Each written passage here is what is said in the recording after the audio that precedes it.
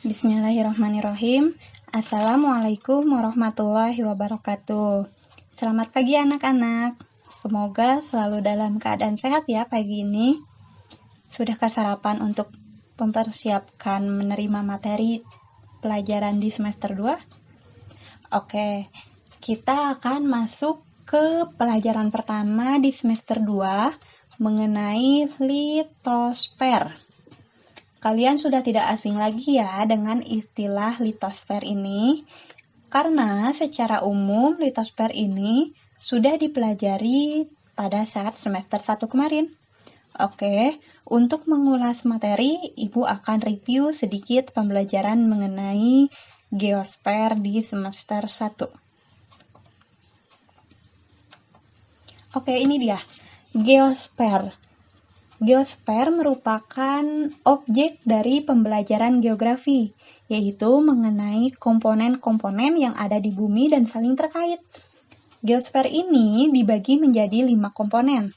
Yang pertama ada atmosfer, kemudian litosfer, hidrosfer, biosfer, dan antroposfer. Nah, karakteristiknya itu yang kesamaannya ada istilah sfer. Sfer ini berasal dari kata Latin sfera yang berarti lapisan. Dari kelima komponen ini memiliki ciri dan karakteristik yang berbeda. Seperti atmosfer merupakan lapisan yang melingkup sebuah planet dan berperan untuk melindungi planet di tata surya.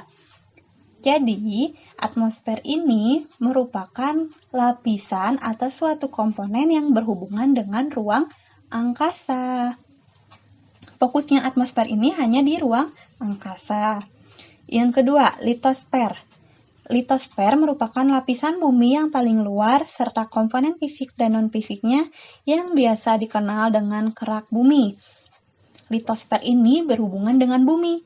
Jadi, seperti batuan-batuan, kemudian penyusun-penyusun bumi itu apa saja, kerak-kerak bumi itu apa saja. Itu bagiannya litosfer. Selain bumi itu bukan bagiannya litosfer. Nah, selanjutnya yang ketiga, komponen hidrosfer merupakan komponen perairan yang ada di planet, khususnya di bumi. Nah, hidrosfer ini sendiri dapat berupa uap, cairan, hingga es.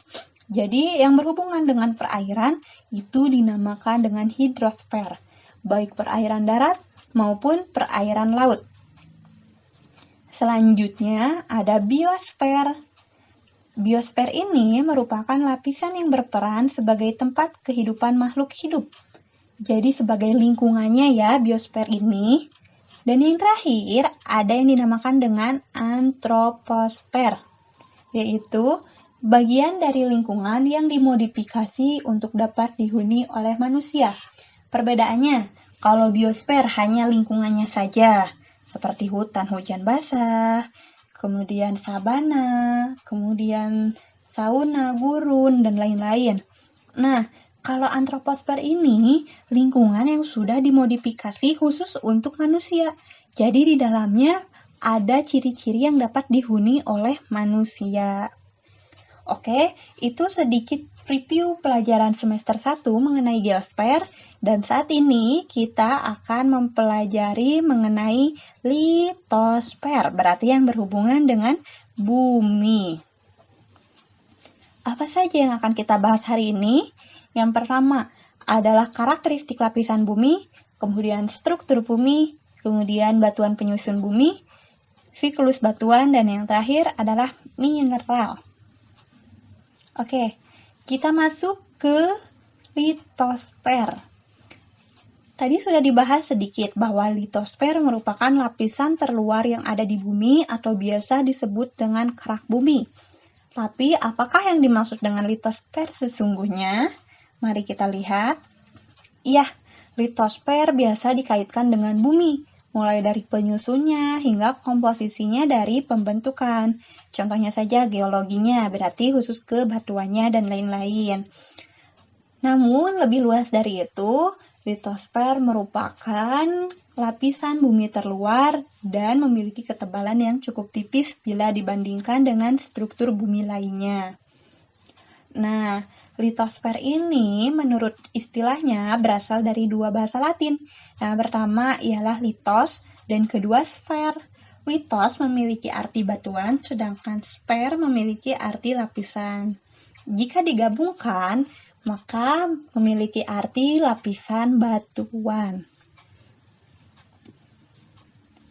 Nah, selanjutnya adalah lapisan-lapisan bumi atau struktur-struktur bumi. Secara tidak langsung, struktur bumi dibagi menjadi 3. Yang pertama, ada yang dinamakan dengan inti bumi yang paling dalam nih. Kemudian ada yang dinamakan dengan selimut bumi. Dan yang terakhir, ada yang dinamakan dengan kerak bumi, bagian paling luar yang berfungsi untuk melindungi bumi. Apa sajakah penjelasan dari ketiga komponen ini? Mari kita lihat. Yang pertama, kerak bumi atau biasa diistilahkan dengan crust.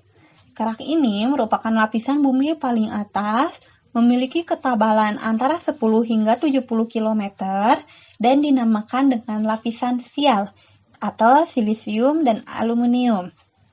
Karakteristiknya seperti apa?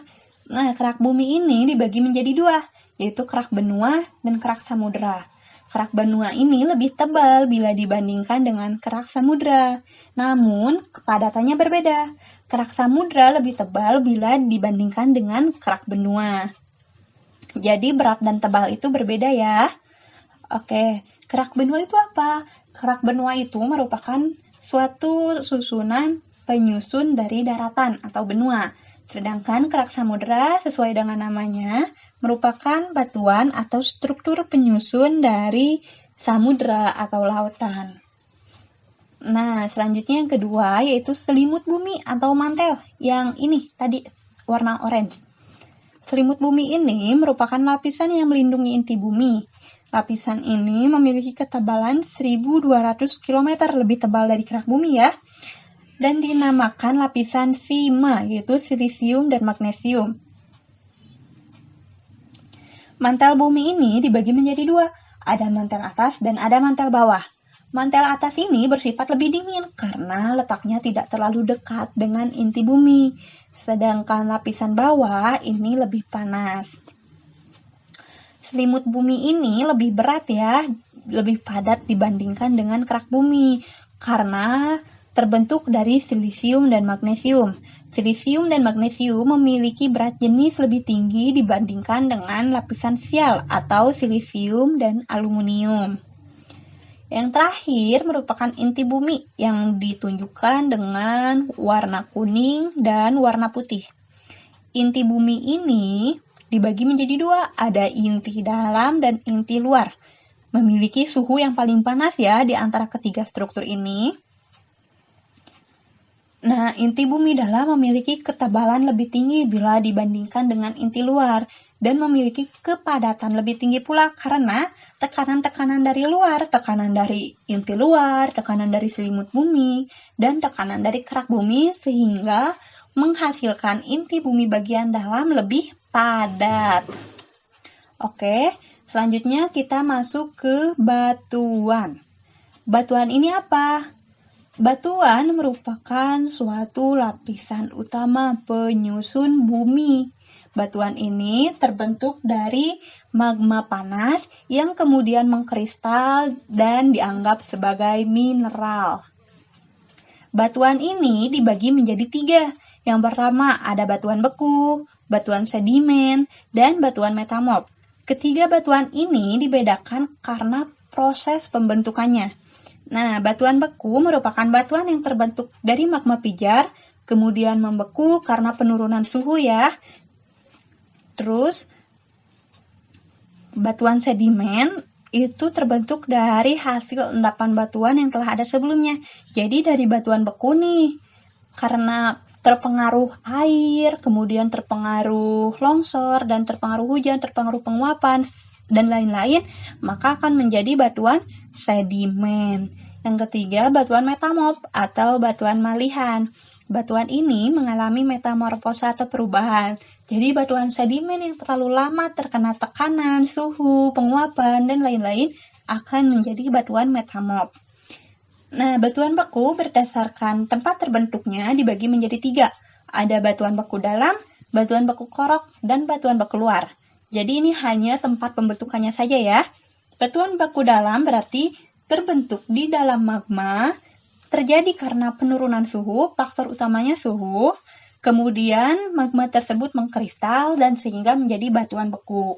Contohnya saja adalah batuan granit, batuan gabbro, dan batuan rolit. Kemudian ada yang dinamakan batuan beku korok. Berarti ini di tempat pengeluaran magma ya. Ada batuan beku korok dekat dengan permukaan bumi dan ada batuan korok jauh dengan permukaan bumi. Yang jauh dengan permukaan bumi berarti dekat dengan magma ya. Dinamakan dengan holokristalin. Kemudian yang dekat dengan permukaan bumi dinamakan dengan porfir. Contohnya saja nih, batuan beku korok ialah andesit dan basalt porfir. Yang terakhir adalah batuan beku luar. Batuan beku luar merupakan batuan beku yang terjadi di luar gunung api, jadi setelah erupsi ya, di luar magma. Contohnya saja ialah batuan apung, batuan obsidian, dan batuan riolit. Selanjutnya ada batuan sedimen. Batuan ini terbentuk dari hasil endapan yang tadi. Jadi, dari batuan beku kemudian mengendap atau sedimentasi. Dibedakan menjadi batuan klastik, kimiawi, dan organik. Ini berdasarkan pembentuknya ya. Kalau klastik berarti mengalami proses transportasi yang kemudian terjadi sortasi antara batuan besar dan batuan kecil. Contohnya ialah batu pasir, batu breksi, dan lain-lain. Sedangkan kimiawi merupakan batuan yang terpengaruh oleh proses kimiawi. Contohnya saja, batuan gamping. Sedangkan batuan organik merupakan batuan yang terpengaruhi oleh organik makhluk hidup saat proses pembentukannya. Contohnya saja batuan koral dan lain-lain. Nah, yang terakhir ini batuan metamorf.